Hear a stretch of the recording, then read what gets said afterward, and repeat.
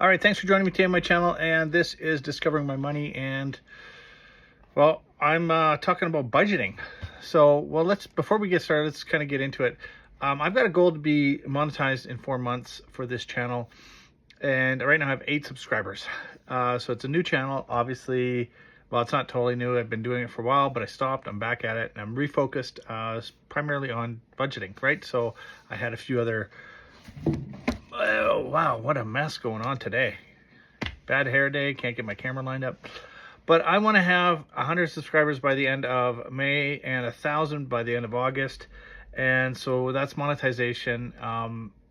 That won't make me rich, but it helps cover some costs of, making videos and, a little bit for time or whatever. So I do appreciate if you watch videos. I hope that you get something out of each video that I do. But if you can help me out by clicking subscribe and subscribe and like, just rough day today. That would really help out.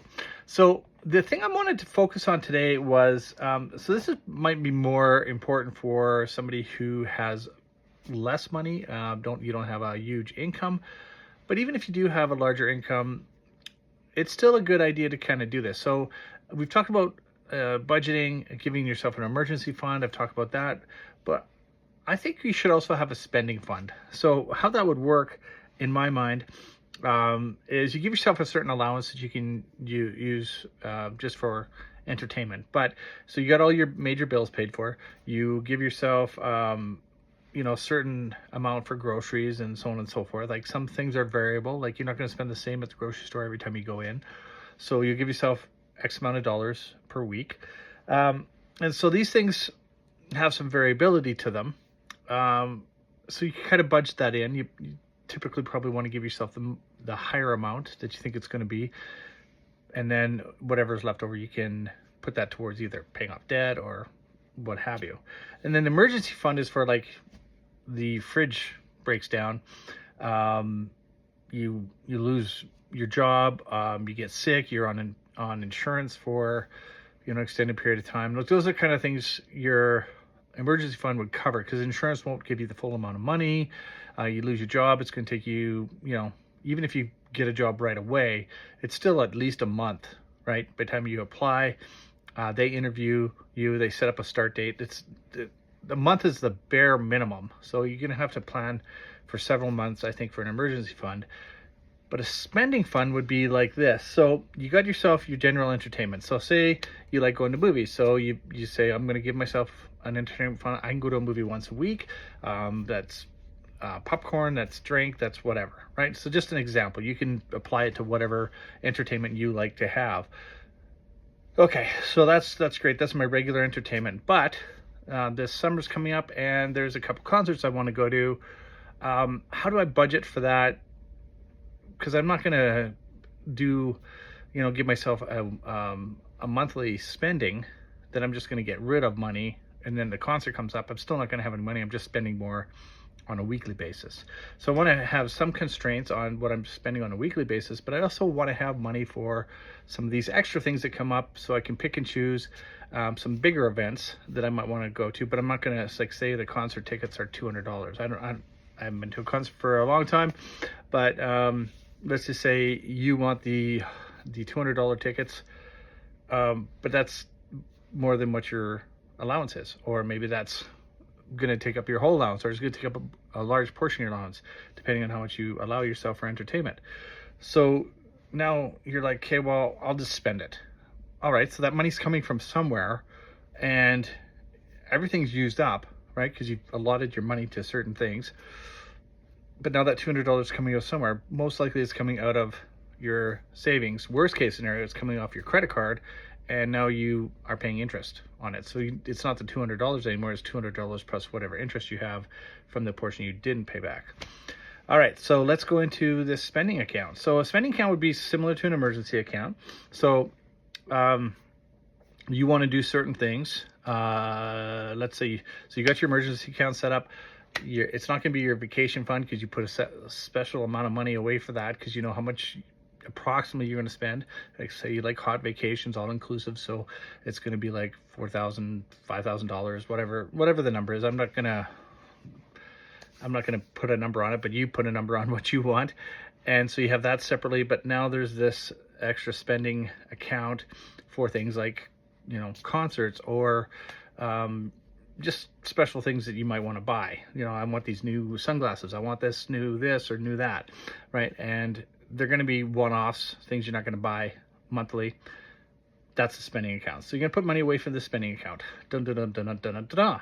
Now, if you're really good at it, you'll build it up to a point where you're not taking all the funds out of it every time. And you're going to say, okay, I'm going to build this up and I'm going to take out a portion of it. So, for instance, say I got these new sunglasses I want to buy. They're $200. They're this, that, and the other thing.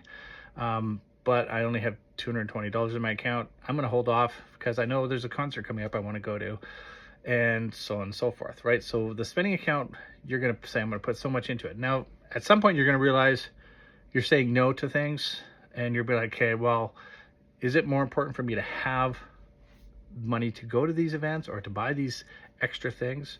Or is it more important for me to take that spending account and just put this limit on it and put extra into savings, put extra into debt reduction? So you're now controlling yourself from spending spending on things that really you don't need, things you want, things that might be important to you to some degree, but they're not going to improve your long-term financial situation, right? So there's kind of a cap, but it doesn't take away from your regular entertainment. So you can really start looking at narrowing down your spending in a way that there's control levers on it, but you're allowing yourself to have more, right? So you're giving yourself something so you feel good about it, but then you're also realizing there is a cap and I have to be wise about it so that I'm not overspending.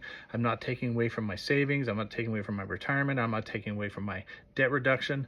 I'm not taking away from things that I need to make sure get done.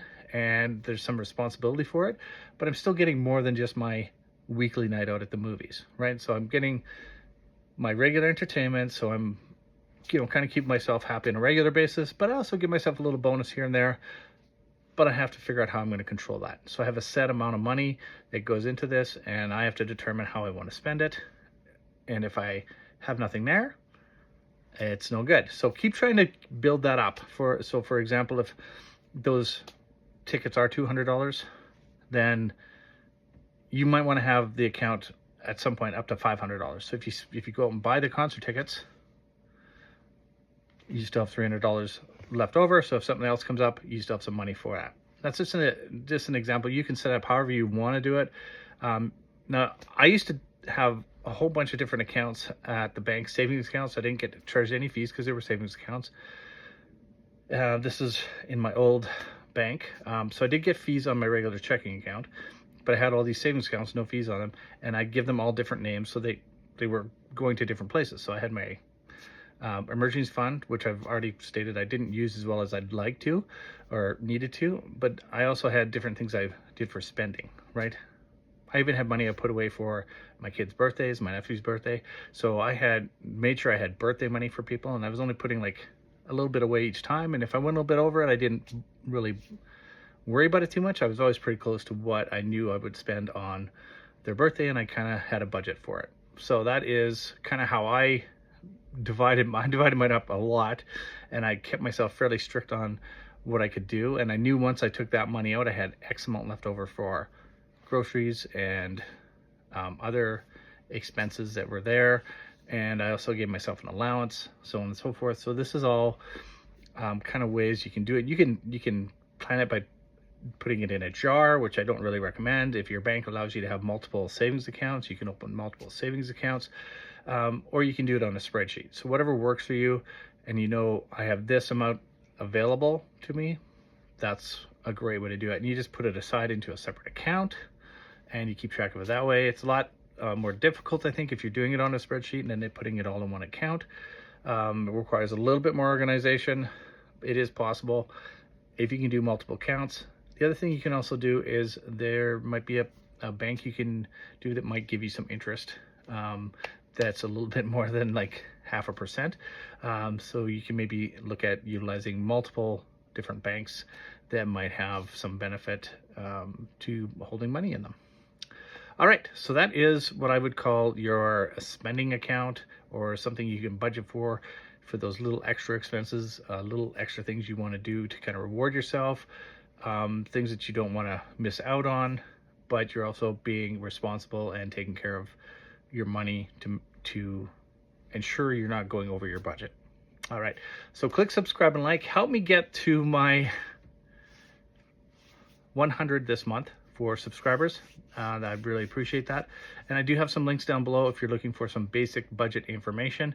You can check that out on my website. We'll see you for the next video. Take care.